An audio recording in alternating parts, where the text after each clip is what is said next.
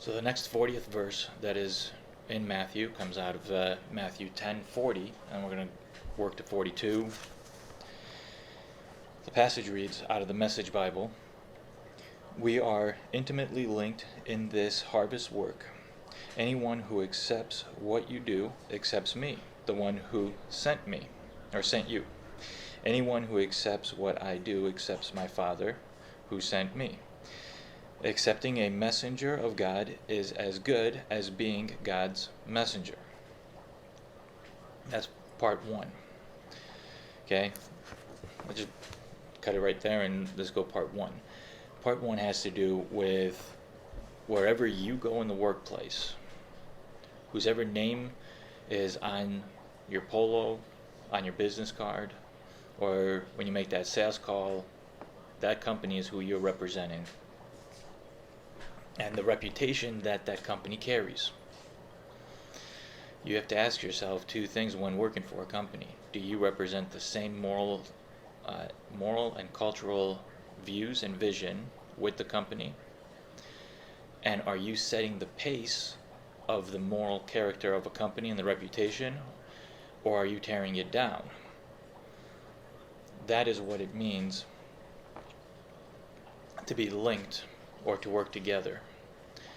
And if we are not linked and we don't have the same vision for the company, will it actually succeed? When you pull out that business card, do you fringe, or are you proud to say, I work for this company? Okay? Second part. Accepting someone's help is as good as giving someone help. So in today's culture, we are prone to be pushed towards you do it yourself, take care of yourself.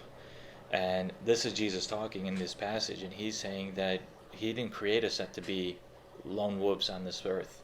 He created us to work together. That is what a company is designed to do. You have a team for a reason. One person cannot handle all of the sales calls, all of the invoicing or product manufacturing or service calls, or taking care of the windows, the doors, the roofs, installations, and then have to go back and invoice it all, or to put the reports together, sit down with clients. Business is designed to work together as a team in harmony, and if we all have the same values and morals, and we have the same vision for the reputation of the company, you can trust the people that you're working alongside. And that is what he's referring to right now, that don't be afraid of asking for help, because asking for help is the same as a person giving help. The same way how you're asking for help now, if you get stuck on something or if you feel overloaded or overwhelmed, that's what a team's there for. And then they'll do the same, come to you for help. Okay? Third part. This is a large work I've called you into, but don't be overwhelmed by it. It's best to start small. Give a cup of water to someone who is thirsty, for instance. The smallest act of giving or receiving makes you a true apprentice. You won't lose out on a thing. So this third one really has been something that has been coming up constantly, even in my day-to-day life, that I see, where I hand a project or a task over to a team leader, and the team leader feels they're overwhelmed and they don't really know where to start or how to even put together a Gantt chart or to practice how to work with their team. Instead of just dictating to them, you do this, you do this, you do this, but actually having a collaboration and creating a team effort. So what Jesus is saying is, if you are stepping into the role, start with the smallest task. You know, you can either be the guy that looks at the big picture and feels so overwhelmed that you're unable to even start anywhere.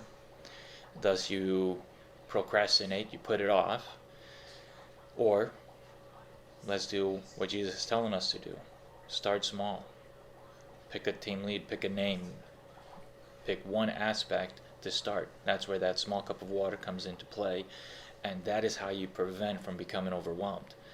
And you prevent from becoming overwhelmed when you realize that the entire weight of it is not solely on you, but you have a team to do it within. Okay? So, till the next one, we're going to be continuing 40s at 40.